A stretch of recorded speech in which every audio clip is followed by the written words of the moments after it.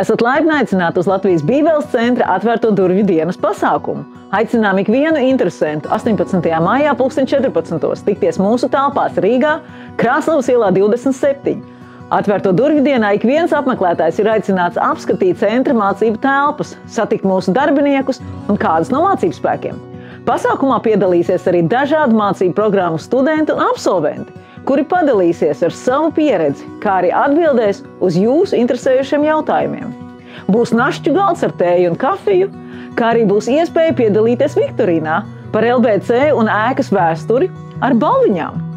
15. galvenajā mācība auditorijā ir paredzēta programma ar Dieva pielūgsmi, informāciju par Latvijas Bībeles centru, tā mācību procesu un aktuālajām mācību programmām.